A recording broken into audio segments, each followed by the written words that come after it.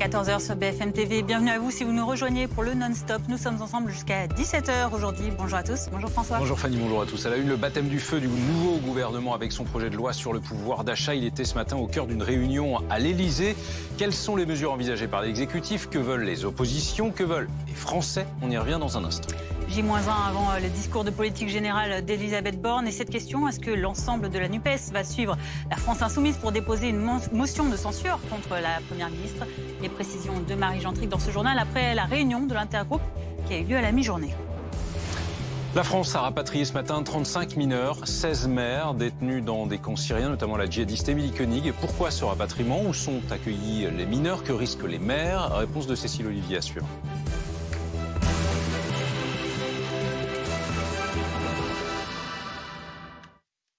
Finaliser la stratégie de l'exécutif sur la préoccupation numéro 1 des Français. Tel était l'objectif de la réunion de ce matin à l'Elysée. Le projet de loi pouvoir d'achat sera présenté après-demain en Conseil des ministres. Les précisions d'Agathe Lambray. Le message, c'est que l'exécutif est au travail et qu'il se soucie du porte-monnaie des Français. 25 milliards d'euros de mesures sont envisagées au sommet de l'État. Certaines sont déjà connues. Chèque alimentaire versé aux plus modestes à la rentrée, revalorisation des retraites et des minima sociaux ou maintien du bouclier tarifaire sur les prix de l'énergie. Mais au sommet de l'État, on réfléchit à d'autres outils. Par exemple, une indemnité supplémentaire pour les salariés qui ont besoin de leur voiture pour aller travailler ou des promotions pouvant aller jusqu'à 50% dans l'alimentaire. La question, c'est jusqu'où le gouvernement est-il prêt à aller dans le compromis qu'il brandit avec les oppositions? Oppositions qui rivalisent de mesures onéreuses. Même les Républicains veulent baisser le prix du carburant à 1,50 € le litre. Une mesure qui coûterait 50 milliards, s'étrangle Bruno Le Maire. Mais l'exécutif fait le pari que face à ce texte essentiel pour les Français, les oppositions n'auront d'autre choix que d'être constructives. L'exécutif qui voit aussi dans ce projet de loi un test de sa capacité à réformer pendant les 5 prochaines années. Alors, il y a ce que prévoit l'exécutif et il y a ce qu'attendent les Français. Est-ce raccord? Reportage de Kelly Lafin et Marjorie Marcillac. Avant, Isabelle faisait des courses. Aujourd'hui, elle fait la traque aux promotions. J'ai mis des dates courtes, là. J'ai des barquettes, là, pour 1,95 €. Bruno Le Maire propose de relever le seuil des remises à 50% contre 34% actuellement.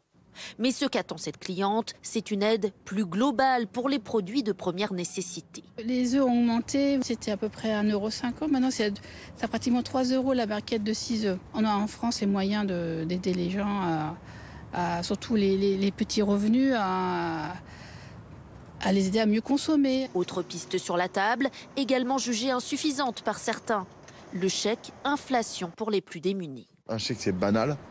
Ça va servir qu'une fois, parce que l'augmentation des salaires, c'est permanent.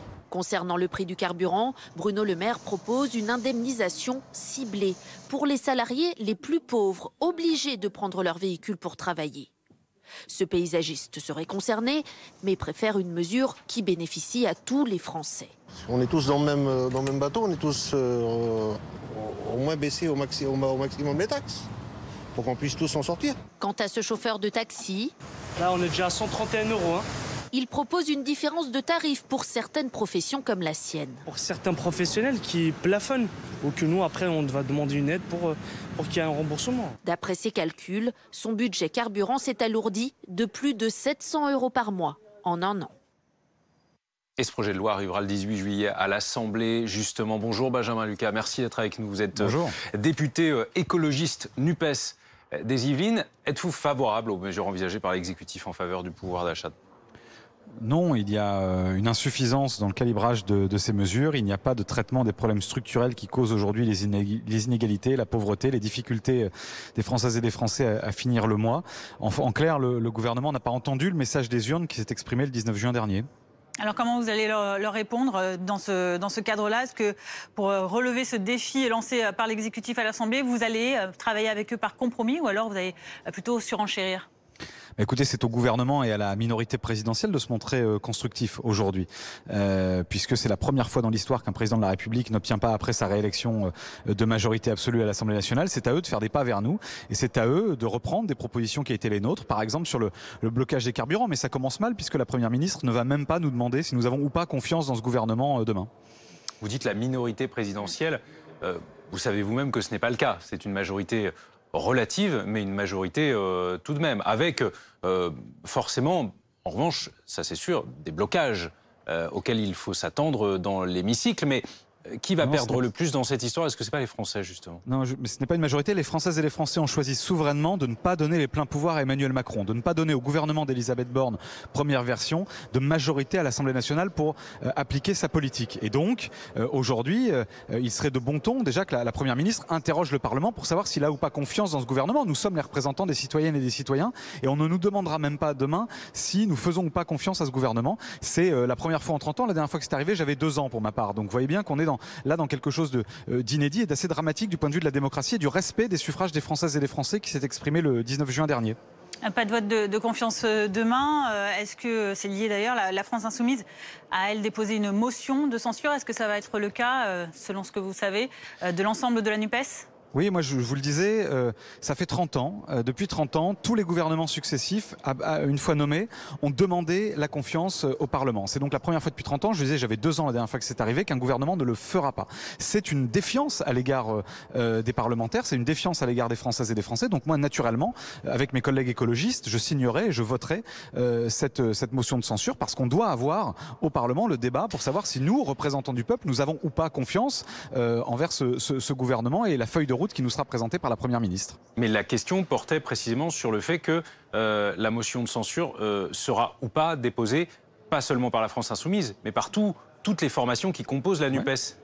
Est-ce que ce sera le cas ? Je peux vous dire que nous la signerons. Chaque groupe s'exprimera dans les heures qui viennent et d'ici ce soir pour le dire, c'est normal. Chacun discute, mais moi je crois que nous ne pouvons pas laisser le Parlement ainsi piétiné par la Première ministre et par le gouvernement. Nous ne pouvons pas laisser le Parlement et les Français ainsi méprisés. C'est normal que le Parlement, dans la Ve République, dise s'il a ou pas confiance envers la Première ministre. Et comme elle ne demande pas la confiance, nous sommes finalement obligés d'aller à cette motion de censure pour que ce débat soit posé en transparence devant les Françaises et les Français et que chaque parlementaire se positionne sur son soutien ou pas à ce gouvernement. Au bout du bout, qu'est-ce que vous en attendez ? Eh bien, j'en attends le respect du Parlement, qui est aujourd'hui l'endroit où ça doit se passer. C'est fini. Est-ce que vous attendez le départ d'Elisabeth Borne ? Écoutez, elle a été nommée, elle est là, c'est le choix du président de la République, elle est légitime de ce point de vue-là. Maintenant, moi j'attends que le gouvernement entende le message des Français du 19 juin, entende qu'Emmanuel Macron n'a pas eu les pleins pouvoirs à l'Assemblée nationale et donc que ça implique qu'il soit constructif, qu'il soit ouvert vis-à-vis des propositions de ses oppositions et notamment de la nouvelle Union populaire écologique et sociale qui est la principale force d'opposition dans les urnes et arithmétiquement ici au Palais Bourbon. Sachant que si vous êtes les seuls à déposer une motion de censure, elle a peu de chances d'aboutir. Mais écoutez, les uns et les autres se positionneront entre leur discours d'opposants et la réalité de leur vote à l'Assemblée nationale. Chacun est face à sa conscience, à la fois chaque groupe, mais aussi chaque parlementaire. Et les électeurs et les électrices jugeront évidemment de chacune et de chacun. Merci Benjamin Lucas d'avoir répondu à nos questions cet après-midi sur l'antenne de BFM TV. Je rappelle que vous êtes député écologiste NUPES des Yvelines. On en vient à présent à cette chasse à l'homme qui est en cours dans les Hautes-Pyrénées. 2 professeurs d'un collège de Tarbes ont été retrouvés morts, tués par balle à Pouillastruc. Romain Langlais, Maxime Meunier. Il est aux alentours de 18h30 hier à Pouillastruc lorsqu'un passant aperçoit une femme dévêtue gisant dans son sang dans la rue. J'ai découvert une femme au sol, donc sur le ventre, nue. Donc je suis descendu du véhicule, j'ai crié à l'aide. Personne ne m'a répondu. C'est là où j'ai vu donc une douille de pistolet au sol. Donc j'ai compris qu'il y avait sûrement eu un meurtre. Cette dame gisait dans une mare de sang. Immédiatement, il appelle les gendarmes. À leur arrivée, il découvre dans une maison située à proximité le corps d'un autre homme, lui aussi tué par balle. La femme, elle, succombera à ses blessures quelques minutes après l'arrivée des secours. Tous 2 sont enseignants au collège de Sey de Tarbes. L'homme est un professeur d'EPS de 55 ans, célibataire et habitant de la commune.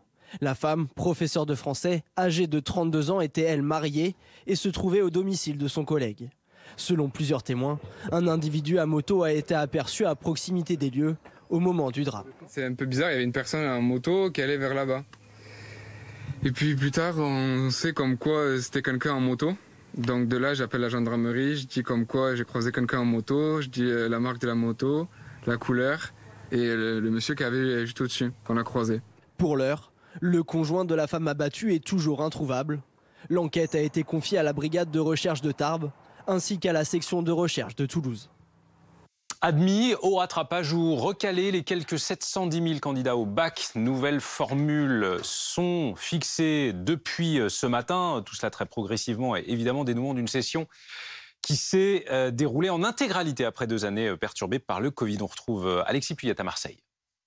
L'effervescence est un petit peu retombée maintenant, mais je peux vous dire que ce matin, à 8h, quand les résultats ont été affichés, vous voyez sur ces 2 panneaux là derrière moi, eh bien, il y avait beaucoup d'émotions. On a entendu des cris de joie, des embrassades et puis aussi du soulagement. Pour certains, le bac, c'est toujours une étape importante. Écoutez, c'est quelques réactions de bacheliers souvent heureux qu'on a rencontrés tout à l'heure avec Clémence Fournival.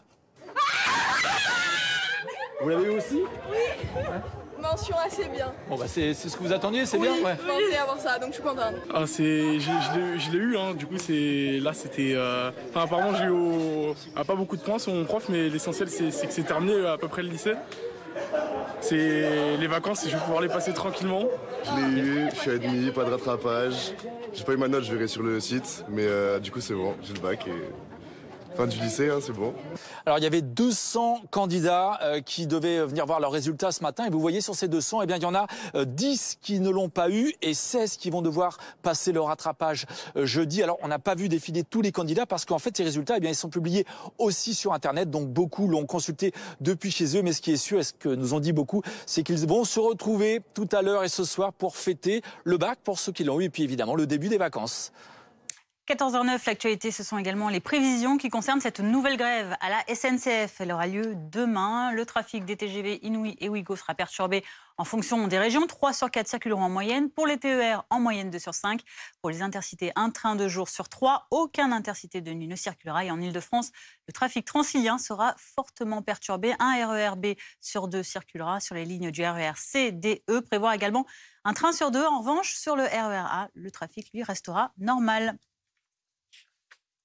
14h10, on l'a appris ce matin, 35 mineurs et 16 mères présents dans des camps de prisonniers djihadistes en Syrie viennent de rentrer en France. Il s'agit du premier rapatriement aussi massif. Cécile Olivier, que sait-on ? Alors, parmi ces 51 personnes ont été rapatriées. Parmi elles, 35 enfants, dont 7 orphelins qui étaient soit livrés à eux-mêmes dans ces camps, soit pris en charge par d'autres femmes qui n'étaient pas leur mère. Ils vont être confiés à l'aide sociale à l'enfance et à des familles d'accueil, mais dans des départements où ils ont des proches, comme des grands-parents, des oncles, des tantes, pour qu'il y ait une reprise de contact progressive avec leur famille. Ce sont des enfants qui ont subi des traumatismes très lourds et qui nécessitent une prise en charge vraiment particulière. C'est pour ça qu'on ne les remet pas tout de suite directement à leur famille. Et puis, il y a des adultes, 16 femmes qui sont âgées de 22 à 39 ans. Certaines avaient déjà consenti au retour sans elles de leurs enfants en France. Donc 8 d'entre elles vont être placées en garde à vue pour 96 heures de garde à vue et 8 d'entre elles faisaient l'objet d'un mandat d'arrêt, c'est-à-dire qu'elles faisaient l'objet d'une ouverture d'information judiciaire et elles vont donc être présentées directement à un juge d'instruction en vue d'une possible, même probable, mise en examen pour association de malfaiteurs terroristes. Parmi ces femmes, certaines sont très connues de la justice, comme la Bretonne Émilie Koenig, 36 ans, qui était sur la liste noire de l'ONU, soupçonnée d'avoir organisé des départs en Syrie, d'avoir appelé à commettre des attentats en France, et elle était apparue sur une vidéo de propagande de l'État islamique portant des armes. Ces rapatriements, c'était des demandes répétées déjà depuis longtemps, des ONG, des familles. En revanche, les autorités l'avaient jusque-là refusé. Pourquoi ce changement de décision ? Alors, je ne sais pas si on peut dire que c'est un changement parce qu'il y a déjà eu des rapatriements. Comme vous dites, 126 enfants ont été rapatriés en France depuis 2016. Mais c'est vrai que c'est la première fois qu'ils rentrent avec leur mère. Jusqu'ici, il y avait une politique du cas par cas, on appelle ça comme ça, qui était dénoncée par les collectifs de famille, par les avocats, parce que ça revenait finalement à trier les enfants. Donc, officiellement, il n'y a pas de changement de doctrine, mais certaines choses ont dû jouer, comme par exemple en décembre dernier, la mort d'une jeune femme de 28 ans, diabétique, qui est morte dans le camp de Roge faute de soins, alors que son avocate Marie Dosé avait alerté à de multiples reprises les autorités françaises. Elle a laissé une petite fille de 6 ans orpheline. Des collectifs de familles, des personnalités comme le neuropsychiatre Boris Cyrulnik, comme la défenseur des droits, appelaient les autorités à faire rentrer ces enfants. Et puis cela fait des années que des personnalités de la lutte antiterroriste, que des magistrats antiterroristes disent de toute façon qu'ils préfèrent voir rentrer tout le monde, y compris les adultes, pour pouvoir les juger, parce que finalement, ils trouvent ça plus sécurisant de les avoir en France sous main de justice plutôt que dans la nature, dans ces camps. Merci Cécile. En Ukraine, le maire de Sloviansk annonce à l'instant un bombardement russe massif sur sa ville. Dans le Donbass, Patrick Sauce, l'armée de Poutine continue donc de progresser petit à petit. Oui, on avait une grande interrogation après la prise de Lysychansk et de Severodonetsk. Qu'allaient faire les Russes? Est-ce qu'ils allaient reconstituer leur bataillon? Est-ce qu'ils allaient compter leurs vivants et leurs morts? Parce que, je vous le rappelle, il est impossible de donner un bilan à la fois militaire et civil dans ces deux villes. Eh bien, on a une première réponse à cette question. Non, ils ne se sont pas arrêtés. On va beaucoup parler désormais de cet axe entre Sloviansk et Kramatorsk. Il paraît encore assez loin de Severodonetsk, mais c'est bien le but des Russes. Alors, on a bien compris que oui, c'était une défaite des Ukrainiens, mais ils ont essayé de sortir sans trop de dégâts et surtout en construisant plusieurs lignes de défense entre Severodonetsk et Sloviansk qui sans doute augure de combats encore très difficiles. Et vous allez avoir finalement la poursuite un peu plus à l'ouest de deux tactiques. Les Russes qui d'un côté bombardent avec des obus pas forcément précis, mais avec cette politique de la terre brûlée, ces images qu'on voit derrière de villages totalement détruits. Puis de l'autre côté, les Ukrainiens qui, eux, sont obligés de compter leurs obus et leurs missiles, mais ont des projectiles qui sont beaucoup plus précis et qui essayent d'aller taper, pardon pour le verbe, des dépôts de carburant, des QG, des endroits assez stratégiques. C'est une course contre la montre entre des Russes qui savent qu'en face, il y a de l'armement lourd qui arrive et les Ukrainiens qui aimeraient bien que ça arrive un peu plus vite. Merci Patrick Sauce pour ces précisions de l'Ukraine, où d'ailleurs un deuxième combattant français est mort, un jeune homme de 20 ans qui avait été blessé sur le front à Kharkiv début juin dans le même tir d'artillerie russe qui avait tué un autre Français. Il faisait partie de la Légion internationale qui se bat en Ukraine du côté des soldats ukrainiens. Notre rôle, c'est de participer à la défense, à la libération de l'Ukraine et le plus rapidement et le plus efficacement possible d'amener des volontaires internationaux qui se présentent sur le territoire ukrainien pour se battre, de les former dans des unités de combat, de les équiper et de les envoyer se battre le plus rapidement et le plus efficacement possible. C'est ça notre mission. Sans transition aucune, le PSG vient de présenter son nouvel entraîneur. C'est donc Christophe Galtier, agent direct de la conférence de presse qui est en cours, qui est désormais aux commandes avec un objectif absolu, prioritaire, la Ligue des Champions. Bilal Boisouni. Il est le visage du nouveau projet voulu par le PSG. Incontestablement, c'est un pari, un très très gros pari. Les coachs qui arrivent à la tête des grandes équipes sont des coachs avec des références. Des matchs de Ligue des Champions, des vestiaires difficiles à diriger. Lui, il n'a jamais connu tout ça. Un pari qui s'inscrit dans la politique moins tape à l'œil souhaitée par le club, mais un choix malgré tout ambitieux. Il n'est pas là par hasard non plus, donc il faut aussi faire confiance aux gens qui l'ont choisi. Le meilleur entraîneur français de club de ces dernières années, c'est assurément Christophe Galtier, qui rejoint le meilleur club français de club. Il a montré sa capacité à mener des groupes, et il montrera, à mon avis, moi j'ai pas trop de doute là-dessus, sa capacité à mener ce groupe-là.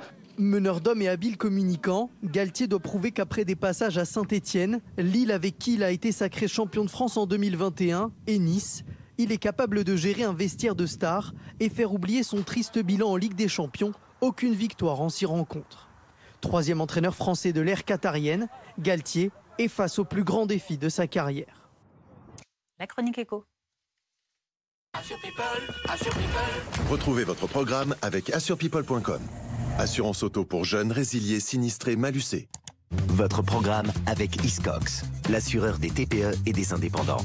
Et comme on vous connaît très bien, on sait que ça va vous plaire.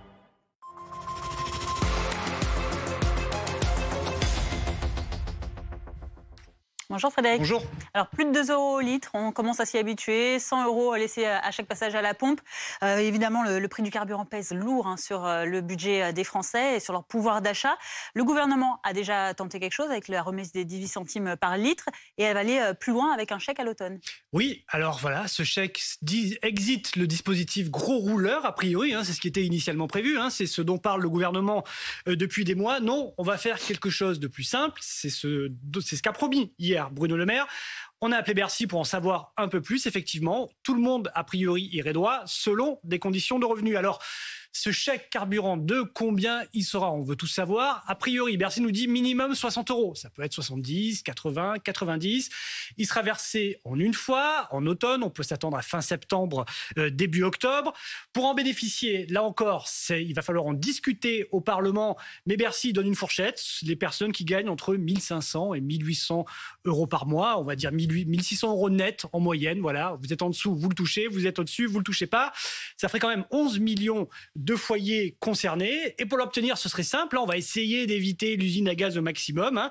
Une simple déclaration devrait suffire sur un site qui sera mis en place par les services de l'État. Alors, qui seraient concernés? Seulement les actifs, les alternants, les chômeurs aussi, a priori. Bercy ne le confirme pas, mais théoriquement, ils ont aussi à rouler pour chercher du travail.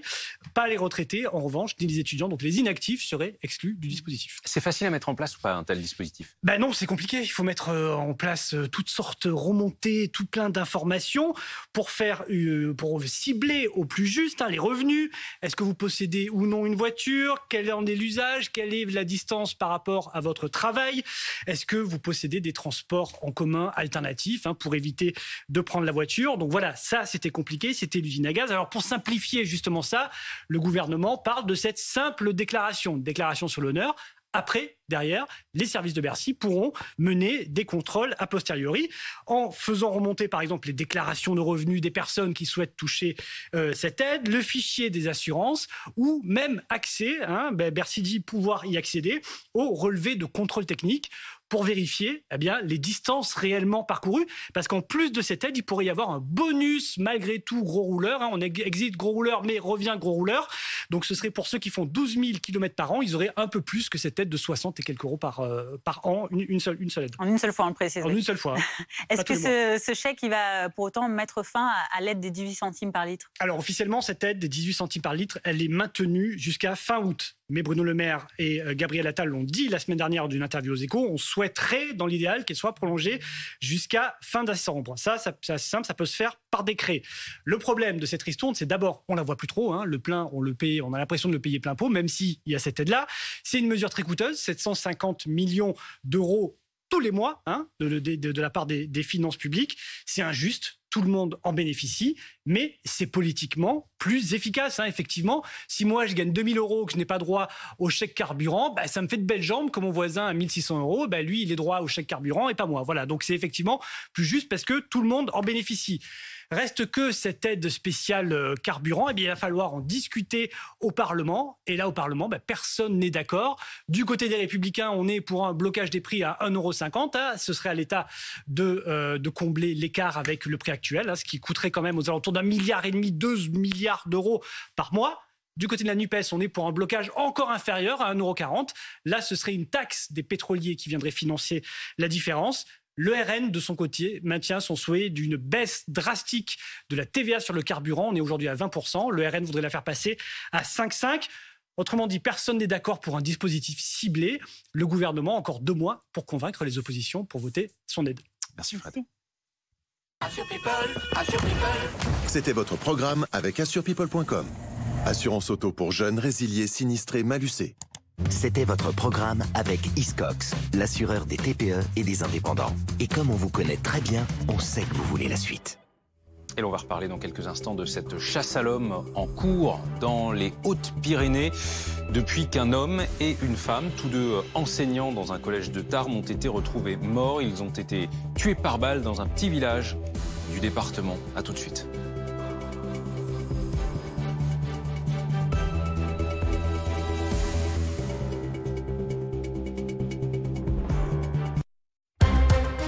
22h, Maxime Switek sur BFM TV. Nouvelle soirée spéciale quasiment entièrement consacrée à l'Ukraine. Image sidérante aujourd'hui. Pour prolonger l'info, décrypter les événements de la journée. Il demande qu'on ferme le ciel pour que ces attaques cessent. Nos reportages. Le gouvernement est prêt à aller jusqu'à l'autonomie de la Corse. C'est un document exceptionnel de nos envoyés spéciaux. Nous n'avons aucune information. Et l'analyse de nos chroniqueurs. Là, on assiste ce soir à la destruction d'une nation. 22h max avec Maxime Switek.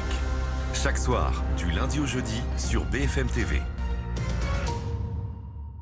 Dirigeant, parlez à un banquier qui sait de quoi vous parlez. Votre programme avec Memobank. Memobank, la banque des entreprises innovantes.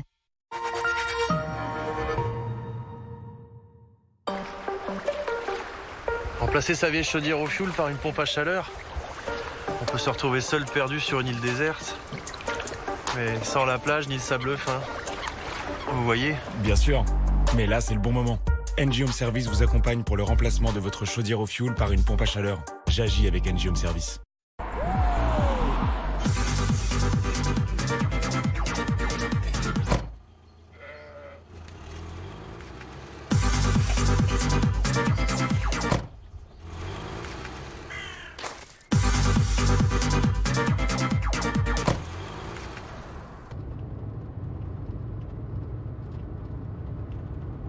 Roulez en sécurité et gardez vos points avec Coyote. En ce moment, 80 € offerts sur tous nos boîtiers.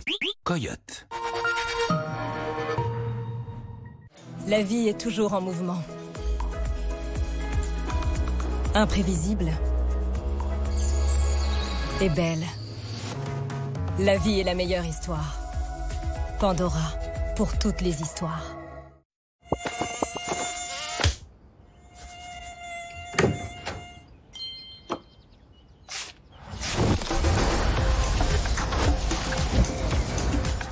Le spray Pur Essentiel anti-pique, 7 heures de protection pour toute la famille.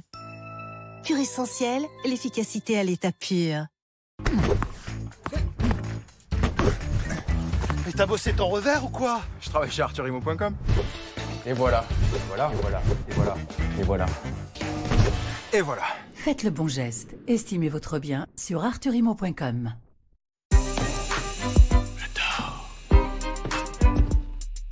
J'adore.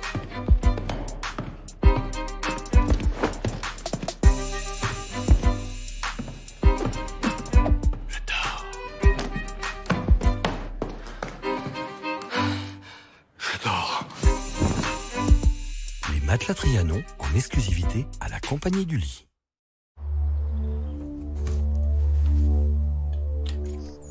Looks like we made it. Moins d'émissions de CO2, moins de consommation de carburant. Mais c'est quand même bien de ne pas s'en servir tout le temps. Renault Captur E-Tech hybride, jusqu'à 40% d'économie de carburant.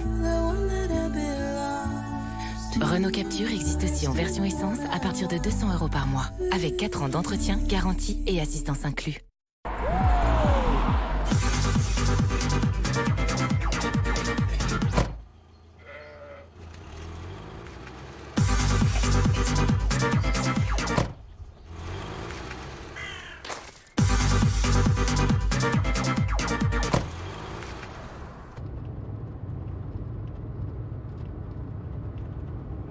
Roulez en sécurité et gardez vos points avec l'application Coyote. Profitez de 30 jours d'essai gratuit. Coyote. C'est la météo avec B&B Hôtel. Et ça, le bonheur de Max. Qui sait qu'il sera toujours le bienvenu dans son B&B Hôtel favori. La météo avec Bredestein, expert du pneu 4 saisons depuis près de 30 ans.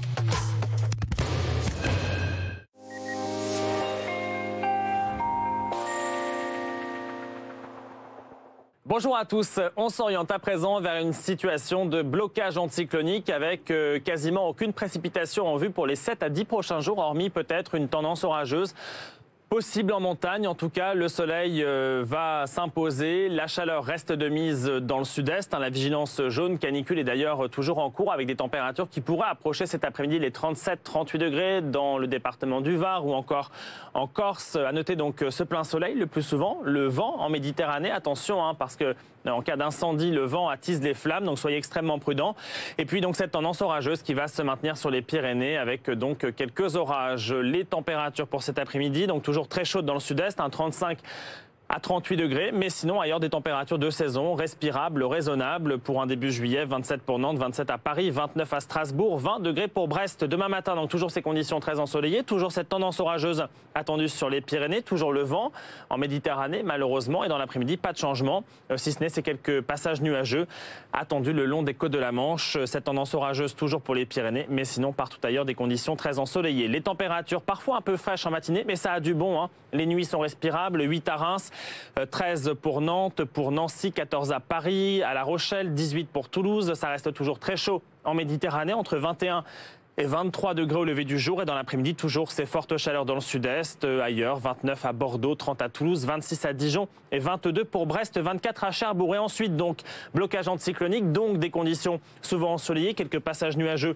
pour jeudi sur l'extrême nord. Vendredi, donc, du plein soleil le plus souvent. Toujours le vent, malheureusement, en Méditerranée. Samedi et dimanche, 2 très belles journées. Un excellent indice de confiance. La chaleur qui va monter d'un cran à partir de dimanche. Et on surveillera surtout le niveau des températures la semaine prochaine parce que les températures pourraient repasser nettement au-dessus des valeurs de saison, le tout avec du plein soleil le plus souvent. C'était la météo avec B&B Hôtel. Et ça, la bonne humeur de Max, pour qui il fera toujours beau chez B&B Hôtel.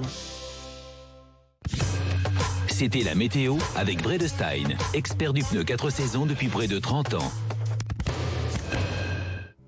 14h30 sur BFM TV, à la une de l'actualité, cette question. Que s'est-il passé à Pouillastruc, ce village des Hautes-Pyrénées? Un homme est activement recherché après la découverte des corps d'une femme et d'un homme tués hier par balle. Les derniers éléments de l'enquête avec Mélanie Vecchio dans un instant. On reparlera également de ce baptême du feu pour le nouveau gouvernement avec son projet de loi sur le pouvoir d'achat. Il était ce matin au cœur d'une réunion à l'Elysée. Quelles sont les mesures envisagées par l'exécutif? Que veulent les oppositions? Que veulent les Français? On va y revenir. Et puis, J-1 avant le discours de politique générale d'Elisabeth Borne. Est-ce que l'ensemble de la NUPES va suivre la France Insoumise pour déposer une motion de censure? Les précisions de Thomas Soulier dans ce journal après la réunion de l'intergroupe qui a eu lieu à la mi-journée. Mais le mystère demeure toujours à Pouillastruc, ce village dans les Hautes-Pyrénées où le corps sans vie de 2 enseignants ont été découverts hier. L'auteur présumé, lui, est toujours en fuite. Boris Karlamov a recueilli le récit d'un témoin. Je rentrais chez moi par la route et j'ai croisé un monsieur en moto. Donc sa moto était en contrebas, lui était en train de monter. Le voisin part, 2 minutes après. Puis sa femme nous appelle et nous dit oui, il y a eu un souci dans la rue. Il y aurait eu une femme en sang dans la rue et elle aurait pris une balle. Et du coup, nous, ce qu'on fait, on ferme les volets et on se met à l'abri. Et je me dis, il y avait quand même une personne, c'est un peu bizarre, il y avait une personne en moto qui allait vers là-bas. Et puis plus tard, on sait comme quoi c'était quelqu'un en moto. Donc de là, j'appelle la gendarmerie, je dis comme quoi j'ai croisé quelqu'un en moto, je dis la marque de la moto, la couleur et le monsieur qui avait juste au-dessus, qu'on a croisé. Mélanie, tout commence hier soir donc. Hier soir, aux alentours de 18h15, 18h30, ce jeune homme le disait, c'est un voisin qui va découvrir, un homme du village, qui va découvrir un corps sans vie d'une jeune femme. Et cette jeune femme, elle est dans la rue, elle gît à même le sol, dans son sang. Donc, il appelle les gendarmes et quand les gendarmes arrivent, eh bien, ils vont découvrir un autre corps, celui d'un homme cette fois-ci, qui est à son domicile, un corps sans vie. Les 2 victimes, elles semblent avoir été tuées par balle. L'autopsie aura lieu demain. Et ce que l'on sait également, c'est que les 2 victimes sont 2 enseignants du même collège. Lui, il enseigne l'EPS, donc l'éducation physique, dans ce collège de Tarbes. Et elle est une enseignante, elle a 32 ans, elle enseigne le français, lui a 55 ans. Et c'est un important dispositif de sécurité qui a été mis en place dès hier soir. Le plan épervier a été déclenché et aujourd'hui, il y a 60 gendarmes qui travaillent sur cette affaire, que ce soit sur le terrain ou dans les bureaux qui font l'enquête. Quelles sont les pistes de l'enquête à ce stade? Alors, plusieurs témoins ont pu donner aux gendarmes certains éléments. Ils disent avoir vu partir à moto un homme, décrire cette moto justement avec une marque particulière, d'une couleur particulière. c'est une enquête de voisinage, de proximité qui se poursuit. On sait également qu'il n'y avait pas de caméra de vidéosurveillance. C'est un tout petit village. Il y a environ 200 habitants, donc pas de caméra pour pouvoir identifier cet homme. Autre information, l'homme de 55 ans, donc la victime, l'une des victimes, cet homme, il n'était pas marié. En revanche, la femme de 32 ans, l'enseignante de français, elle était mariée et son mari, pour l'instant, ne donne pas de nouvelles. Pour l'instant, il a disparu. Merci beaucoup, Mélanie.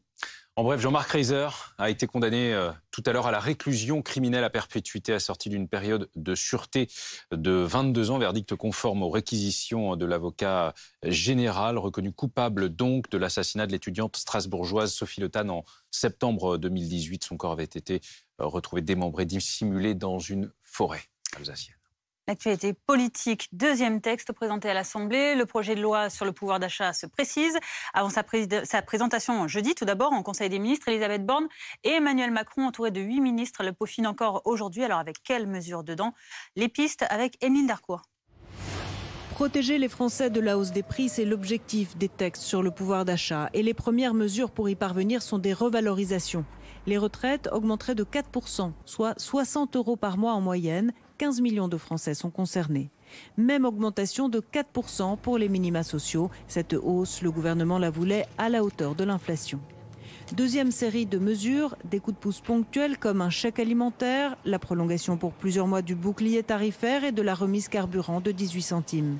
Une aide ciblée vers ceux qui sont obligés d'aller au travail en voiture fait également partie des propositions. Pour préserver le pouvoir d'achat, le gouvernement mise également sur des mesures moins visibles comme la suppression de la redevance télé et le renforcement de l'intéressement dans les PME. Thomas Soulier nous a rejoint. Thomas, ce paquet pouvoir d'achat, c'est le premier gros test pour l'exécutif à l'Assemblée. Oui, c'est même le crash test. Pour la première fois, on verra vraiment comment vont se comporter les oppositions. Qui est dans la co-construction, qui pourrait voter tel ou tel amendement, tel ou tel projet de loi. Et puis ceux qui sont systématiquement dans l'opposition. Et donc, en l'absence de majorité absolue, les marcheurs vont devoir aller chercher des soutiens par-ci, par-là, à droite, à gauche, en sachant très bien, car ils sont lucides, qu'il n'y aura pas ou très peu de votes pour dans les oppositions concernant ce projet de loi sur le pouvoir d'achat. Et donc, ce qu'ils vont chercher, c'est les votes abstention. Parce que ce qu'il faut éviter, c'est qu'il y ait une majorité de votes contre. Et donc, si certains au RN, certains chez les LR, ou même certains dans l'aile modérée de la NUPES pourraient s'abstenir, eh bien, ça passerait. Un ministre se montrait confiant en coulisses et me disait « Ils vont vraiment s'amuser à voter contre un chèque alimentaire, contre un bouclier tarifaire, contre la hausse des minima sociaux. Les oppositions vont être bloquées. » La stratégie, vous l'avez compris, c'est la suivante. Premièrement, mettre le LR, les RN, donc, devant leurs responsabilités, et puis prendre les Français à témoin en leur disant, vous voyez, à cause de tel ou tel mouvement politique, à cause de tel député, eh bien, vous n'aurez pas X% de hausse sur les minima sociaux, notamment. Le texte sera examiné jeudi en Conseil des ministres, la semaine prochaine en commission à l'Assemblée, la semaine d'après dans l'hémicycle à l'Assemblée. L'été sera chaud au Palais Bourbon. Merci Thomas. Jean-Philippe Tanguy, bonjour. Vous êtes député Rassemblement national de la Somme. Pour parler justement de ce projet de loi, on sait qu'au Rassemblement national, le pouvoir d'achat, c'est l'un de vos chevaux de bataille depuis le début. A priori, donc, ce projet de loi ne devrait pas vous poser trop de problèmes ? Écoutez, ça dépend des mesures qui sont proposées. Il est évident, par exemple, que l'indexation des pensions de retraite, des minima sociaux, nous le voterons. C'était dans le programme de Marine Le Pen. Et en plus, c'est un droit des Français. Ce n'est pas un cadeau. Vous savez que c'est prévu déjà par notamment le Code de la Sécurité sociale. Il est normal que les pensions de retraite, les retraités ont cotisé pour cela, soient au même niveau que le niveau de vie et de l'inflation. Donc ce n'est pas un cadeau. Après, votre sujet l'a très bien dit. Quand, par exemple, on prolonge la ristourne sur le carburant, vous voyez bien aujourd'hui que le carburant est dans certaines stations à 2,20, 2,30 et que donc prolonger ne suffit pas à rendre ce carburant accessible. Moi, dans ma circonscription ce week-end, il y a encore des gens qui m'ont dit qu'ils arrêtaient de travailler car aller travailler coûtait plus cher en transport que leur salaire. Donc ce n'est plus possible. Il faut vraiment prendre des mesures supplémentaires. Par exemple, un abaissement temporaire des taxes sur le pétrole que M. Macron avait augmenté avant. Alors justement, écoutez ce que dit la droite pour tenter de faire baisser le prix du carburant et on revient vers vous après. Nous avons posé effectivement cet objectif du litre de carburant à 1,50 €. Vous savez, dans les zones rurales, dont je suis par exemple une élue, on n'est pas forcément de gros rouleurs, puisque le ministre, le maire, a posé le principe d'une aide différenciée pour les gros rouleurs. Mais les gens prennent leur voiture tous les jours et ça pèse véritablement beaucoup sur le pouvoir d'achat. Si nous ne l'assortissons pas d'économies, c'est intenable en effet. Mais est-ce que le gouvernement va aller sur les économies que nous proposons ? Sur la suradministration, sur la fraude sociale qui coûte un argent fou aux Français. Voilà, il faut aussi être cohérent et nous le sommes. Jean-Philippe Tanguy, votre réponse à Annie Genevard sur cette question, est-ce qu'il vaut mieux alléger les taxes que distribuer des chèques ? Ah bah bien sûr, vous savez, alléger les taxes, notamment nous on propose avec Marine depuis presque 1 an maintenant une baisse de la TVA sur l'énergie de 20 à 5,5. Moi je suis très heureux que les Républicains s'alignent sur nos propositions parce que à la présidentielle ou législative, moi j'ai fait face à un candidat LR, il n'était pas du tout sur cette baisse des taxes, donc c'est une belle victoire déjà pour nos idées que toute la droite s'aligne sur cette baisse des taxes. C'est une proposition alléchante, mais elle est très onéreuse. Oui, c'est-à-dire moi j'ai écouté à Mme Genevard sur votre antenne. 50 milliards d'euros. Absolument, elle parlait, disait que le prix était à 1,80 en ce moment, donc je crois qu'elle n'est pas très à jour. Je vous dis, on est plutôt sur du 2,20, du 2,30 en tout cas dans la Somme. Donc passer effectivement de 2,30 à 1,50 aujourd'hui, ça coûte 50 milliards, ce n'est pas finançable. C'est pour ça que nous, on avait plutôt comme objectif d'arriver à 1,80, ce qui est élevé pour les Français, mais ce qui est aujourd'hui finançable. Et ça coûte entre 12 et 14 milliards d'euros. C'est ce qu'on avait proposé à la présidentielle. Par contre, là où Mme Genevard a raison, c'est qu'il faut mettre des économies en face. Et c'est vrai que pour le moment, que ce soit le gouvernement ou la NUPES, il n'y a aucune mesure d'économie. Nous, nos mesures d'économie, elles sont bien identifiées. C'est la lutte contre l'immigration clandestine, contre la fraude sociale et aussi peut-être une baisse de la contribution de la France à l'Union européenne. Ça, c'est des économies concrètes. Et là, pour le moment, le gouvernement est totalement dans le brouillard. Parce que si c'est pour augmenter le déficit, là, je pense que vos téléspectateurs se sont rendus compte que les taux d'intérêt pour le déficit, pour les emprunts de l'État ont augmenté. Donc ça veut dire que ce sont les impôts qui paieront plus tard le déficit. Donc il faut faire très attention. Et là, on est dans le flou avec ce que veut faire le gouvernement. Jean-Philippe Tanguy, restez avec nous. On va évoquer les différentes pistes envisagées à l'heure actuelle par le gouvernement pour ce projet de loi sur le pouvoir d'achat. On va aussi parler de la motion de censure avec vous dans un instant. Sur le panier des ménages, en effet, le gouvernement envisage le retour des ristournes sur l'alimentaire jusqu'à moins 50%. Là, vous avez été limité à moins 34% par la loi Egalim. Bonne idée pour les Français, mais coup dur pour les producteurs. Laurine Velay et Thomas Herman avec Aurore Villemur. Des produits alimentaires à moins 40, voire moins 50%. Ces promotions pourraient faire leur grand retour dans les rayons de vos supermarchés. Le gouvernement veut en effet mettre fin au plafond des remises fixé à 34% sur l'alimentaire. Carton plein chez les clients. C'est toujours une façon de régler un peu les problèmes pour que les gens puissent manger à leur faim. Les prix ont vachement augmenté, donc voilà. Après nous, on se base beaucoup sur les promotions. Ça devient de plus en plus dur quand même. Avec 4 bouches à nourrir, ça fait beaucoup quand même. La loi Egalim avait pour objectif surtout de mieux rémunérer les agriculteurs. Pour eux, revenir sur cette loi pourrait donc les fragiliser à nouveau. Ça veut dire qu'on fait supporter le poids de la crise sociale aux agriculteurs et globalement aux acteurs de la chaîne alimentaire. Moi, je pense que l'alimentation a un coût et que ce coût doit être respecté. Je pense que le bradage de l'alimentation à coût de promotion n'est absolument pas un bon signal envoyé aujourd'hui aux consommateurs. Et pour ce spécialiste de la consommation, difficile de trouver un équilibre entre consommateurs et distributeurs. Soit vous faites une loi en faveur des consommateurs et dans ces cas-là, les industriels ne sont pas contents. Soit vous faites une loi en faveur des industriels pour défendre leurs marges et là, les consommateurs ne sont pas contents parce que ça va à l'encontre de leur pouvoir d'achat. Et l'équilibre au milieu, il est très difficile à trouver et j'ai envie de dire, ça fait 50 ans que personne ne l'a trouvé. Pour éviter les abus, le ministère de l'économie annonce que les contrôles des prix en rayon seront renforcés. Plus de 1200 ont déjà été réalisés depuis le début de l'année. Thomas Soulier, demain, la Première ministre prononcera son discours de politique générale. Alors, il n'y aura pas de vote de confiance, c'est le choix qui a été fait par l'exécutif, dénoncé par une partie des oppositions, ou par les oppositions, mais toutes ne sont pas exactement sur la même ligne, sur les conséquences et sur les leçons qu'il faut en tirer. La France Insoumise a déposé une motion de censure. Va déposer demain. Va déposer demain une motion de censure. Qu'en est-il à l'échelle de la NUPES? Alors c'est là toute la question. Vous savez, je parlais de crash test pour l'exécutif concernant le pouvoir d'achat.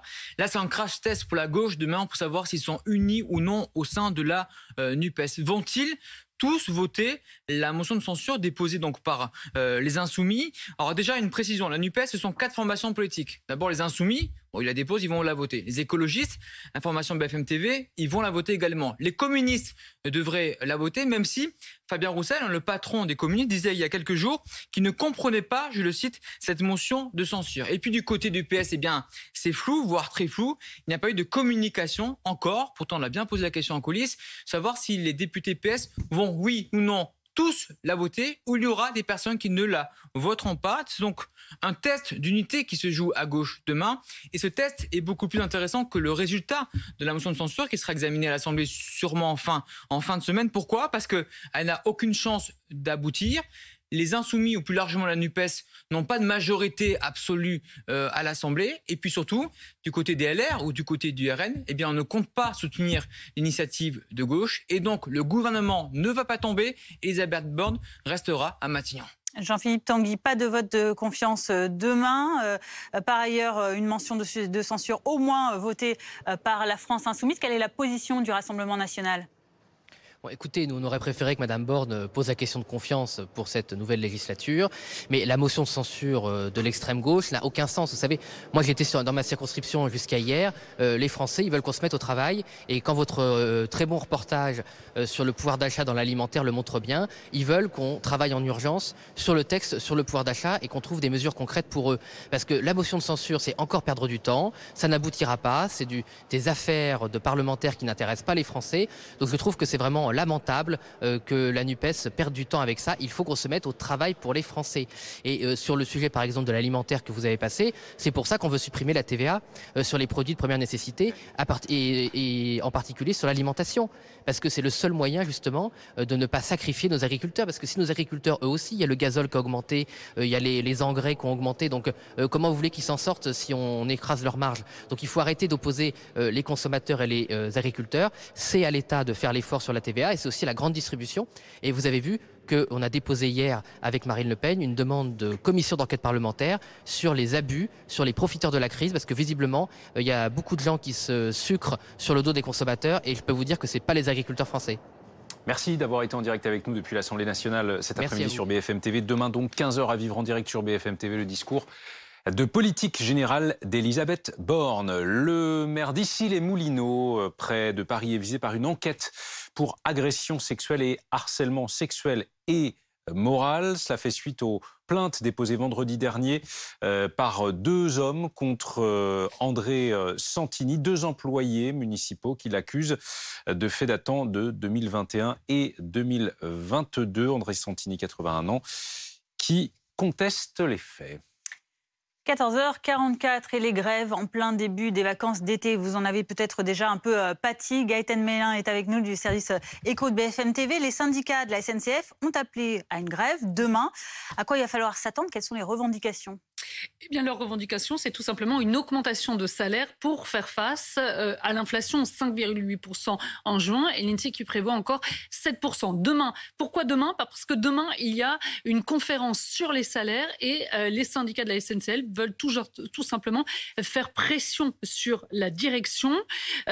Jusqu'à présent, ils ont obtenu des primes, mais pour eux, ce n'est pas suffisant. Maintenant, ils veulent une vraie augmentation de salaire. Ils demandent 300 € en moyenne pour chaque salarié. À présent, c'est entre les mains de la direction qui devra choisir. En tout cas, une chose est certaine, pour le moment, le préavis de grève n'a été déposé que pour la journée de demain, donc la veille des départs en vacances. Ça, c'est pour le train. Et oui, le mouvement social à l'aéroport Paris-Charles de Gaulle va reprendre, lui, ce week-end. Aux aéroports de Paris, car l'aéroport d'Orly est également concerné. Effectivement, là aussi, toujours la même question, une augmentation de salaire. Les syndicats demandaient 6%, la direction proposait 4%. Refus catégorique des deux côtés. Résultat, eh bien, la direction d'aéroports de Paris a, de manière unilatérale, mis en place une augmentation de salaire de 1,5% pour l'ensemble des salariés. Et puis, tous les salariés d'aéroports de Paris, ça correspond à 70% de la masse globale, eh bien, retrouveront leur salaire de 2019. Vous le savez, pendant la crise du Covid, ils avaient accepté une baisse de salaire. Donc, ils vont recevoir au 1er juillet leur salaire identique à celui de 2019. Quant aux pompiers qui travaillent sur les pistes d'aéroports de Paris, eh bien, eux, ils ont ils ont obtenu une augmentation de l'indice de rémunération, ce qui fait passer leur rémunération à peu près une hausse de 9,9%. En tout cas, on ne sait pas encore pour le moment si ce sera suffisant pour les calmer et en tout cas les empêcher de faire grève dans les prochaines semaines. Merci Gaëtane Mélin. Évidemment, on continuera de suivre cette actualité sociale avec vous sur BFM TV. En Ukraine, à présent, le maire de Sloviansk, dans l'est du pays, annonce un bombardement russe massif sur sa ville. Il appelle sa population à se mettre à l'abri. Les combats qui se poursuivent dans la région du Donbass, où Lysychansk est tombé aux mains des Russes, qui cible désormais Kramatorsk. Moscou, qui plus au nord, continue également de pilonner Kharkiv, la deuxième ville du pays. Anaïs Kroutz. 7 engins russes circulent fièrement dans les rues de Lysychansk, presque détruites. Voici ce qu'il reste de cette ville clé du Donbass après des semaines de combats. Des bâtiments éventrés, encore fumants. Un peu plus loin, cette carcasse de voiture de la police ukrainienne. La ville est désormais tombée aux mains des Russes et de leurs alliés séparatistes. Beaucoup d'habitants ont fui les combats, précipitamment. D'autres ont choisi de rester. La situation est bonne maintenant. Nous avons seulement peur que cela revienne. Je vais voir mes enfants qui sont en Russie. C'est ce que je vais faire, c'est tout. J'espère que je resterai en vie. Au loin, les bombardements se poursuivent toujours. Car en s'emparant de Lysychansk, les Russes avancent encore plus loin vers l'ouest, en direction de Sloviansk et Kramatorsk. Dans cette ville, où seul un tiers des habitants sont restés, de longues files d'attente pour récupérer quelques sacs de provisions. De l'huile, des conserves, de quoi tenir environ un mois et se préparer à de possibles combats. Je ne vais nulle part, nous n'avons pas d'argent. Avec quoi vais-je payer? Ma pension que je n'aurai peut-être même pas. S'il me tue, il me tue. Si la bataille se concentre principalement dans le Donbass, de nouveaux bombardements ont aussi touché hier une école de la ville de Kharkiv, la deuxième ville du pays, régulièrement ciblée par des frappes russes. Par ailleurs, depuis l'évacuation de l'usine Azovstal de Mariupol fin mai, des proches de soldats qui s'y étaient retranchés en signe de résistance avant de se rendre sont sans nouvelles. Ça fait 6 semaines que je n'ai pas une nouvelle de mon mari. Comme tous les proches des prisonniers ukrainiens qui sont aujourd'hui d'ailleurs retenus en Russie. Je ne sais pas où ils sont, quel est leur état de santé. Je ne sais pas si on leur apporte une assistance médicale.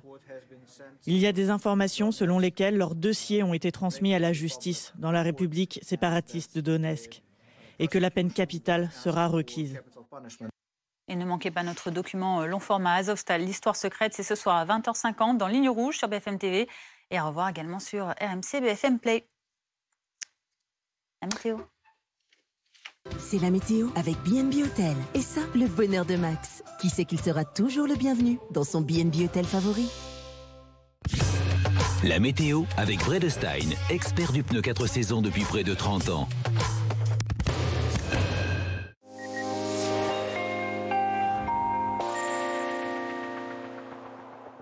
Bonjour à tous, on s'oriente à présent vers une situation de blocage anticyclonique avec quasiment aucune précipitation en vue pour les 7 à 10 prochains jours, hormis peut-être une tendance orageuse.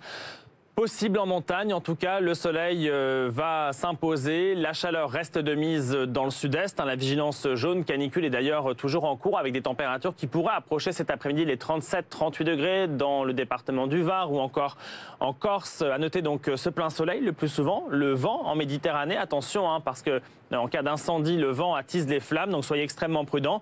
Et puis donc cette tendance orageuse qui va se maintenir sur les Pyrénées avec donc quelques orages. Les températures pour cet après-midi, donc toujours très chaudes dans le sud-est, 35 à 38 degrés, mais sinon ailleurs des températures de saison, respirables, raisonnables pour un début juillet, 27 pour Nantes, 27 à Paris, 29 à Strasbourg, 20 degrés pour Brest demain matin, donc toujours ces conditions très ensoleillées, toujours cette tendance orageuse attendue sur les Pyrénées, toujours le vent en Méditerranée malheureusement, et dans l'après-midi pas de changement, si ce n'est ces quelques passages nuageux attendus le long des côtes de la Manche, cette tendance orageuse toujours pour les Pyrénées, mais sinon partout ailleurs des conditions très ensoleillées. Les températures parfois un peu fraîches en matinée, mais ça a du bon, les nuits sont respirables, 8 à Reims, 13 pour Nantes, pour Nancy, 14 à Paris, à La Rochelle, 18 pour Toulouse. Ça reste toujours très chaud en Méditerranée, entre 21 Et 23 degrés au lever du jour et dans l'après-midi, toujours ces fortes chaleurs dans le sud-est. Ailleurs, 29 à Bordeaux, 30 à Toulouse, 26 à Dijon et 22 pour Brest, 24 à Cherbourg. Et ensuite, donc, blocage anticyclonique, donc des conditions souvent ensoleillées, quelques passages nuageux pour jeudi sur l'extrême nord. Vendredi, donc, du plein soleil le plus souvent. Toujours le vent, malheureusement, en Méditerranée, samedi et dimanche. 2 très belles journées, un excellent indice de confiance. La chaleur qui va monter d'un cran à partir de dimanche et on surveillera surtout le niveau des températures la semaine prochaine parce que les températures pourraient repasser nettement au-dessus des valeurs de saison, le tout avec du plein soleil le plus souvent. C'était la météo avec B&B Hôtel. Et ça, la bonne humeur de Max, pour qui il fera toujours beau chez B&B Hôtel. C'était la météo avec Bredestein, expert du pneu 4 saisons depuis près de 30 ans.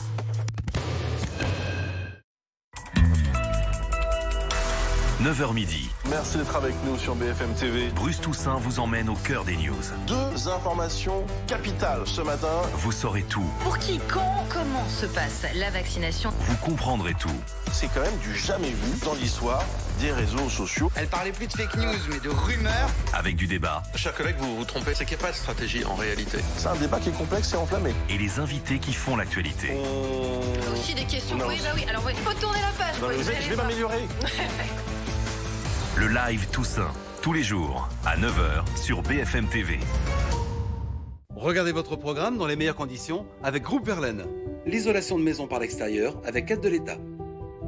Groupeverlaine.com. Kia présente un modèle d'inspiration. J'ai eu l'idée de faire des mannequins robots qui permettent à la mode de concevoir, produire et vendre mieux dans toutes les tailles, afin que la mode soit plus inclusive et aussi plus écologique. On est dans la robotique et on s'inspire beaucoup, pour être honnête, de l'automobile. Il y a plein de bonnes pratiques à récupérer. D'abord dans la conception de produits qui seront très vite industrialisés, dans la sécurité, la fiabilité des composants et des assemblages, dans la mesure où on a un robot qui est évolutif. Et puis on a les mêmes enjeux. On a des enjeux de durabilité, d'adaptation du produit parce que les consommateurs vont changer, mais qu'on est sur des produits qu'il va falloir faire évoluer. Donc on s'est inspiré et on continue à s'inspirer de l'automobile. On fait une véritable rupture technologique et c'est ça qui motive tous les jours. Kia vous a présenté un modèle d'inspiration avec Sportage. Kia, movement that inspires.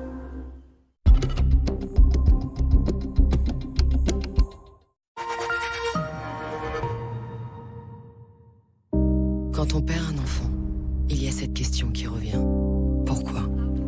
On peut invoquer le destin, mais on peut aussi décider que ce jour-là, il ne soit pas mort pour rien. Et faire en sorte que finalement, ce soit la vie qui gagne.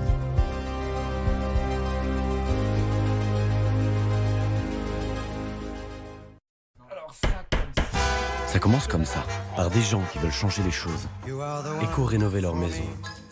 Réduire la consommation d'énergie de leur entreprise. Passer à l'électrique. Et une banque qui leur en donne les moyens. Au Crédit Agricole, on sait que si on soutient un par un chacun de nos 25 millions de clients, ensemble on y arrivera. Vous êtes plombier, restaurateur, fleuriste ou patron d'une agence immobilière? Votre vie va changer. Vous voulez faire de la pub locale à la télé, mais vous ne savez pas comment vous y prendre. Aujourd'hui, ça n'a jamais été aussi facile. Vous choisissez votre zone de diffusion. Vous définissez votre budget à partir de 2000 € et le tour est joué. Il ne vous reste plus qu'à diffuser votre publicité sur les chaînes locales de BFM. Enfin une solution ultra simple pour faire connaître votre activité près de chez vous.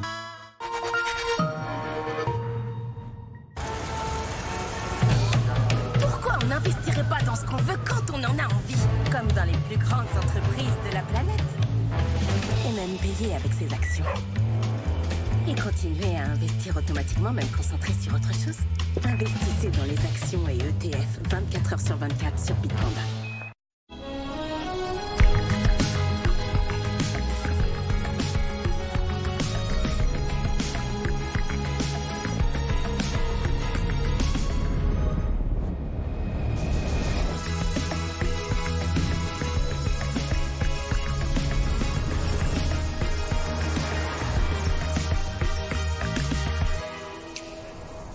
G7, la ville est belle.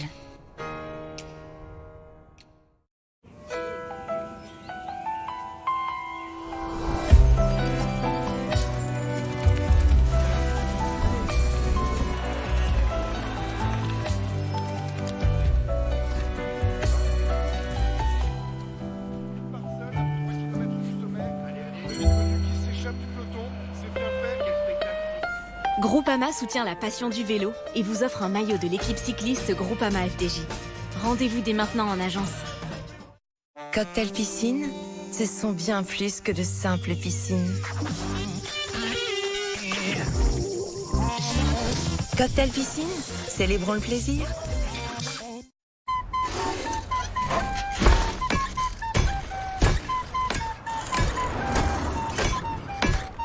J'ai regardé, il n'était pas là ce poteau. Mais là, hop, il est là. Je comprends pas.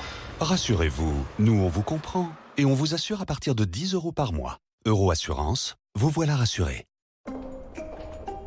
Voici le prix que Sophie a payé pour son séjour à l'hôtel. Pas mal, Sophie. Laura a séjourné dans le même hôtel avec les mêmes avantages, mais la différence est flagrante. Pourquoi ? Eh bien, Sophie a trouvé son hôtel sur son site habituel, alors que Laura a utilisé Trivago pour comparer les tarifs des principaux sites de réservation et dénicher une super offre.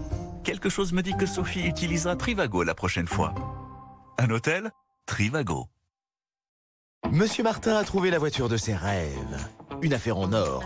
Oui, mais voilà. Madame Martin lui rappelle qu'il faut d'abord réussir à vendre vite leur ancienne voiture. Facile, lui dit Monsieur Martin. Sur mavoiturecash.fr, l'estimation en ligne est gratuite et un professionnel rachète immédiatement notre véhicule. Trop fort, se dit Madame Martin. Mavoiturecash.fr, estimez, vendez, profitez.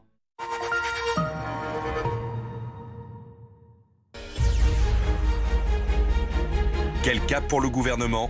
Demain, à 15h, Elisabeth Borne à la tribune de l'Assemblée nationale. Jamais le premier discours d'un nouveau chef du gouvernement n'avait été aussi attendu. Nous travaillerons à construire une majorité d'action. Pas d'alternative. Pouvoir d'achat, retraite, retour du Covid, guerre en Ukraine, changement climatique. Sans majorité absolue, la nouvelle première ministre saura-t-elle trouver des alliés à l'Assemblée ? Va-t-elle faire taire les doutes de son camp ? Le discours de politique générale d'Elisabeth Borne. Demain, à 15h, en direct sur BFM TV.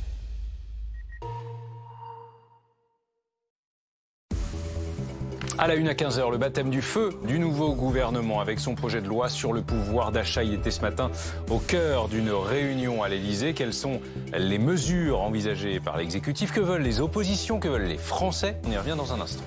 J-1 avant le discours de politique générale d'Elisabeth Borne. Et cette question, est-ce que l'ensemble de la NUPES va suivre la France Insoumise pour déposer une motion de censure ? Europe Écologie Les Verts, oui, pour le moment. Les précisions de Marie-Jeanne Tric dans ce journal après cette réunion intergroupe qui a eu lieu à la mi-journée. On reviendra également sur ce rapatriement en France ce matin de 35 mineurs et de 16 mères détenus dans des camps syriens, notamment la djihadiste Émilie Koenig. Et puis première conférence de presse, premier entraînement, c'est la rentrée au PSG pour le nouvel entraîneur Christophe Galtier, celui qui a permis à Lille de devenir championne de France. Espère bien décrocher la Ligue des Champions pour le club parisien et ça passe par un changement de méthode. Arthur Perrault nous en parlera dans un instant.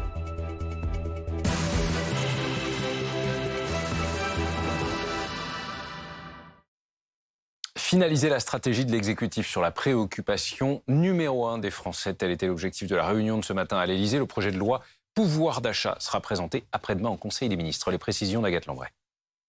Le message, c'est que l'exécutif est au travail et qu'il se soucie du porte-monnaie des Français. 25 milliards d'euros de mesures sont envisagées au sommet de l'État. Certaines sont déjà connues. Chèque alimentaire versé aux plus modestes à la rentrée, revalorisation des retraites et des minima sociaux ou maintien du bouclier tarifaire sur les prix de l'énergie. Mais au sommet de l'État, on réfléchit à d'autres outils. Par exemple, une indemnité supplémentaire pour les salariés qui ont besoin de leur voiture pour aller travailler ou des promotions pouvant aller jusqu'à 50% dans l'alimentaire. La question, c'est jusqu'où le gouvernement est-il prêt à aller dans le compromis qu'il brandit avec les oppositions qui rivalisent de mesures onéreuses. Même les Républicains veulent baisser le prix du carburant à 1,50 € le litre. Une mesure qui coûterait 50 milliards, s'étrangle Bruno Le Maire. Mais l'exécutif fait le pari que face à ce texte essentiel pour les Français, les oppositions n'auront d'autre choix que d'être constructives. L'exécutif qui voit aussi dans ce projet de loi un test de sa capacité à réformer pendant les 5 prochaines années. D'un côté, est-ce que prévoit donc l'exécutif ? Il y a aussi ce qu'attendent les Français. Est-ce raccord ? Reportage de Kelly Lafin et Marjorie Marcillac. Avant, Isabelle faisait des courses. Aujourd'hui, elle fait la traque aux promotions. J'ai mis des dates courtes là. J'ai des barquettes là pour 1,95 €. Bruno Le Maire propose de relever le seuil des remises à 50% contre 34% actuellement. Mais ce qu'attend cette cliente, c'est une aide plus globale pour les produits de première nécessité. Les œufs ont augmenté, c'était à peu près 1,50 €. Maintenant, c'est pratiquement 3 € la barquette de 6 œufs. On a en France les moyens d'aider les gens, surtout les petits revenus, à les aider à mieux consommer. Autre piste sur la table, également jugée insuffisante par certains. Le chèque inflation pour les plus démunis. Un chèque, c'est banal. Ça va servir qu'une fois, tandis que l'augmentation des salaires, c'est permanent. Concernant le prix du carburant, Bruno Le Maire propose une indemnisation ciblée pour les salariés les plus pauvres, obligés de prendre leur véhicule pour travailler. Ce paysagiste serait concerné, mais préfère une mesure qui bénéficie à tous les Français. On est tous dans le même bateau, on est tous au moins baissés au maximum les taxes, pour qu'on puisse tous s'en sortir. Quant à ce chauffeur de taxi... Là, on est déjà à 131 €. Il propose une différence de tarif pour certaines professions comme la sienne. Pour certains professionnels qui plafonnent, ou que nous, après, on va demander une aide pour qu'il y ait un remboursement. D'après ses calculs, son budget carburant s'est alourdi de plus de 700 € par mois en un an. Sachant que demain, Elisabeth Borne prononcera son discours de politique générale sans vote de confiance, ce qui fait hurler la France insoumise notamment, qui est à l'initiative d'une motion de censure. Marie Gentric, est-ce que la NUPES dans son ensemble est sur cette ligne ? Alors c'est encore un petit peu compliqué, on n'a pas une réponse ferme et définitive, mais sans doute que oui, sans doute que la NUPES est plutôt sur cette ligne. On va reprendre les choses depuis le début. Hier, lorsqu'on a appris qu'Elisabeth Borne ne solliciterait pas la confiance des députés, eh bien Mathilde Panot, qui est la présidente de groupe des Insoumis à l'Assemblée nationale, a tweeté « Nous allons déposer une motion de censure ». On apprend cet après-midi eh bien, que les communistes voteront en faveur de cette motion de censure. On apprend également que les écologistes vont voter pour cette motion de censure. On a croisé Julien Bayou il y a quelques minutes dans les couloirs de l'Assemblée nationale qui nous l'a dit. Et puis, a priori, les socialistes, eux aussi, devraient voter pour cette motion de censure. Alors, il pourrait peut-être y avoir quelques exceptions parmi les socialistes, quelques députés qui s'abstiendraient, mais si jamais c'est le cas, ils ne devraient pas être trop nombreux. En tout cas, ce sera vraiment le premier test d'unité, en quelque sorte, pour la NUPES demain, voir si cet intergroupe reste uni dans l'hémicycle. Merci Marie Gentric en direct de l'Assemblée nationale avec Médéric Soltani pour BFM TV. Et puis dans le sillage de la plainte déposée à l'encontre d'Éric Coquerel, c'est désormais Meta Bouafs qui sort du silence. Un temps investi candidat aux législatives dans le Rhône par la France insoumise. Il s'exprime aujourd'hui, Thomas Soulier. Exactement, il est donc l'ancien candidat insoumis, NUPES aux élections législatives, accusé d'agression sexuelle via des signalements. Cela fait 2 mois qu'on ne l'a pas entendu, 2 mois de silence, assumé. Il explique qu'il ne voulait pas nuire à son parti. Et voilà, maintenant, il ne s'en prive pas, il ne s'en prive plus. C'est l'heure de la clarification et de la vérité, écrit-il dans une lettre de 6 pages adressée aux insoumis. Une lettre au vitriol avec 2 cibles. D'abord, première cible, Clémentine Autain, elle-même députée insoumise. Il explique qu'ils se sont vus le 9 mai dernier dans un café pour s'expliquer. Elle lui demande, selon lui, de retirer sa candidature et de le justifier en raison des attaques racistes. Si tu refuses, aurait dit Clémentine Autain, c'est nous qui serons obligés de communiquer publiquement contre toi et ce n'est pas dans ton intérêt. Clémentine Autain qui rajoute ceci, pendant 1000 ans, les femmes n'ont pas été entendues. Tu paies peut-être aussi pour les autres, mais c'est comme ça, c'est un choix politique. Et cela vient contredire la version officielle selon laquelle il se serait retiré seulement en raison des attaques racistes. Deuxième cible, le parti La France Insoumise.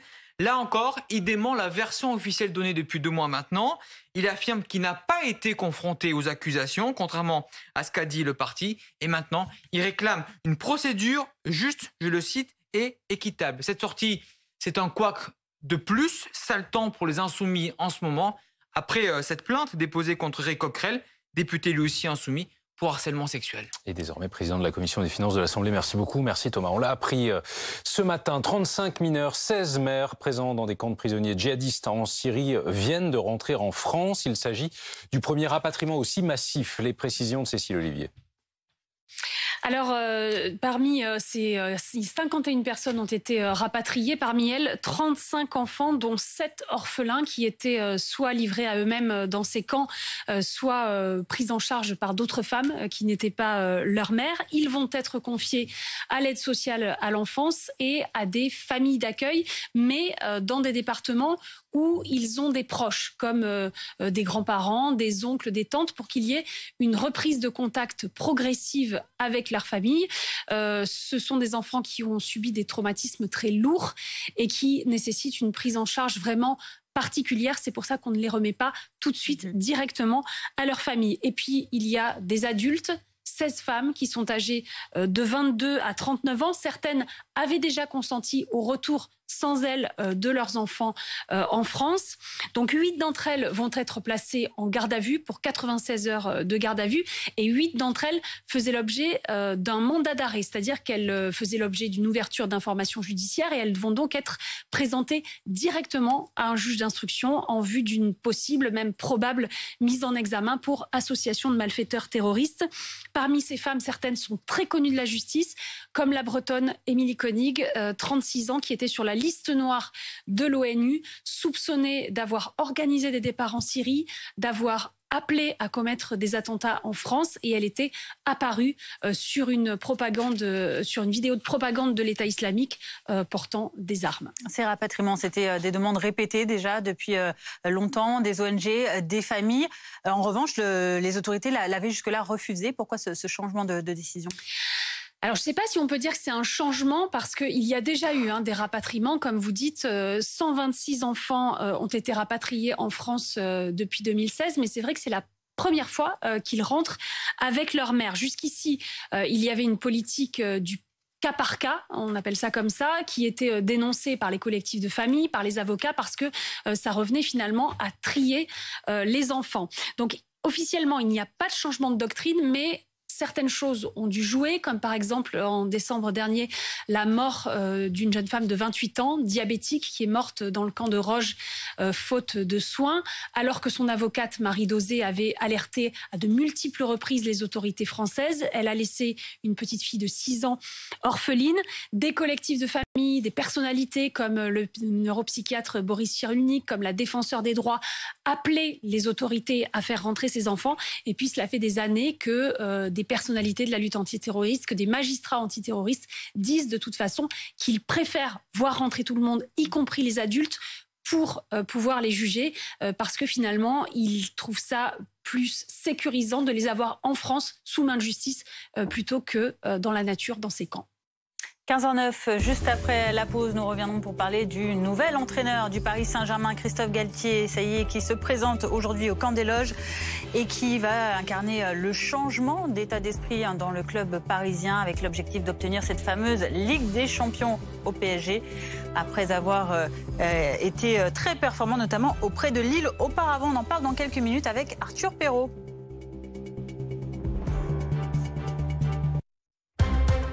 22h, Maxime Switek sur BFM TV. Nouvelle soirée spéciale quasiment entièrement consacrée à l'Ukraine. Image sidérante aujourd'hui. Pour prolonger l'info, décrypter les événements de la journée. Il demande qu'on ferme le ciel pour que ces attaques cessent. Nos reportages. Le gouvernement est prêt à aller jusqu'à l'autonomie de la Corse. C'est un document exceptionnel de nos envoyés spéciaux. Nous n'avons aucune information. Et l'analyse de nos chroniqueurs. Là, on assiste ce soir à la destruction d'une nation. 22h max avec Maxime Switek. Chaque soir, du lundi au jeudi, sur BFM TV.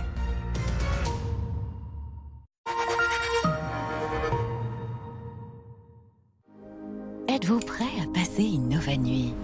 Endormez-vous plus rapidement, réveillez-vous moins souvent. Et soyez en forme le matin.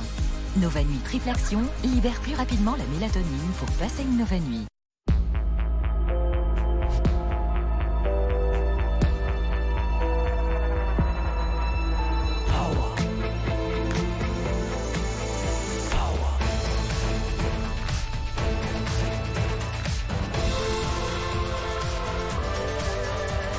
Nouvelle Renault Mégane E-Tech 100% électrique, à partir de 260 € par mois, avec 3 ans de garantie, assistance et entretien inclus.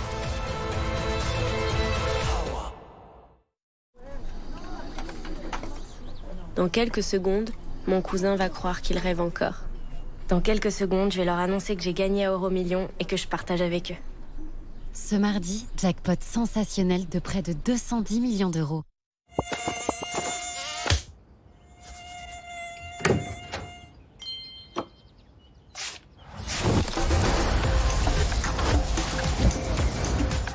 Le spray Pur Essentiel anti-pique, 7 heures de protection pour toute la famille. Pur Essentiel, l'efficacité à l'état pur. Voici le prix que Sophie a payé pour son séjour à l'hôtel. Pas mal, Sophie. Laura a séjourné dans le même hôtel avec les mêmes avantages, mais la différence est flagrante. Pourquoi ? Eh bien, Sophie a trouvé son hôtel sur son site habituel, alors que Laura a utilisé Trivago pour comparer les tarifs des principaux sites de réservation et dénicher une super offre. Quelque chose me dit que Sophie utilisera Trivago la prochaine fois. Un hôtel ? Trivago. Votre programme avec Déclat.fr, la solution pour déclarer les revenus de votre LMNP en 5 minutes. Faites des économies sur votre déclaration avec Déclat.fr.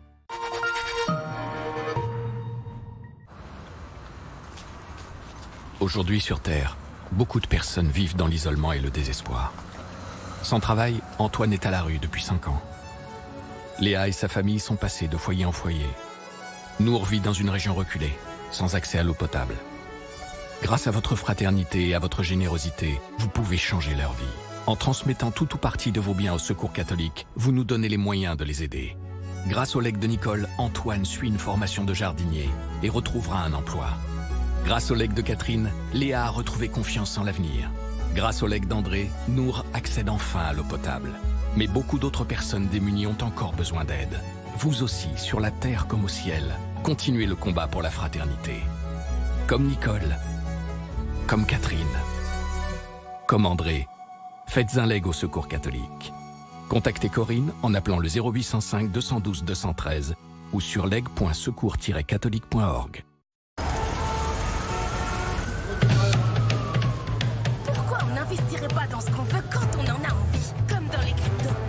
Comme dans votre marque de café préférée. Ou dans les plus grandes entreprises de la planète. Pardon. Et qu'en est-il des cryptos, Jill? On peut investir dans le Bitcoin, l'Ethereum et plus encore à partir d'1 euro. Et si vous pouviez payer avec des cryptos comme le Dogecoin, avec cette superbe carte? Et acheter des métaux précieux comme le palladium et l'or? Sacrebleu, j'en ai trouvé! Et continuer à investir automatiquement, même concentré sur autre chose.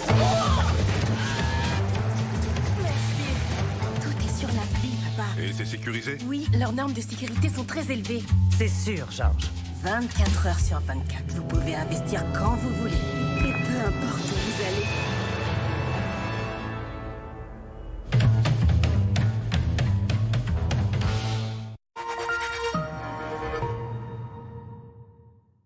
Amateurs de faits divers, amoureux de suspense et d'intrigue, enfin un site pour vous, RMC Crime.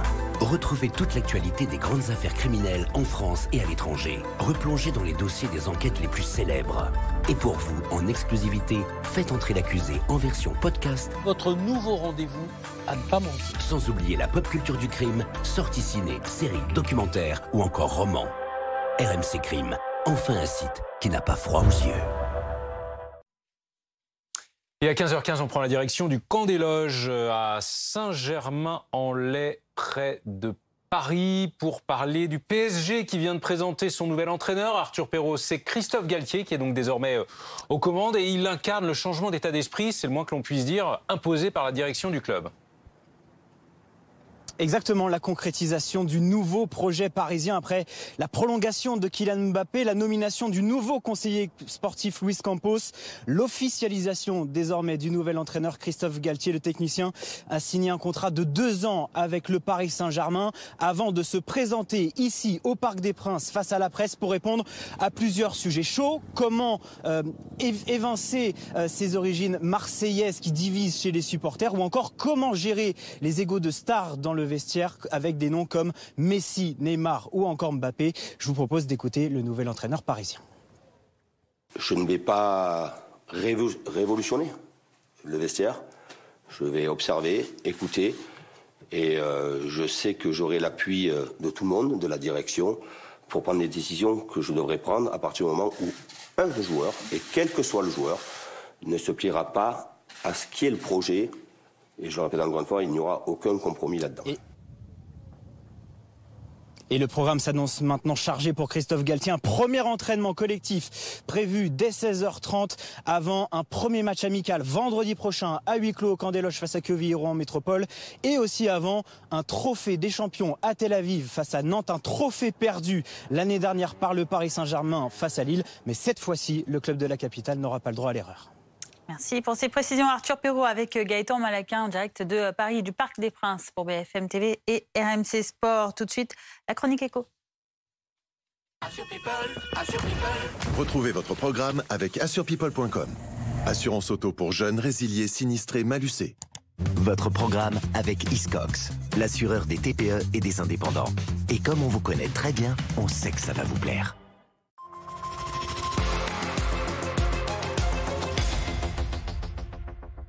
Bonjour Frédéric. Bonjour. Alors plus de 2 € au litre, on commence à s'y habituer, 100 € laissés à chaque passage à la pompe. Évidemment, le prix du carburant pèse lourd sur le budget des Français et sur leur pouvoir d'achat. Le gouvernement a déjà tenté quelque chose avec la remise des 18 centimes par litre et elle va aller plus loin avec un chèque à l'automne. Oui, alors voilà, ce chèque exit le dispositif gros rouleur, a priori, c'est ce qui était initialement prévu, c'est ce dont parle le gouvernement depuis des mois. Non, on va faire quelque chose de plus simple, c'est ce qu'a promis hier Bruno Le Maire.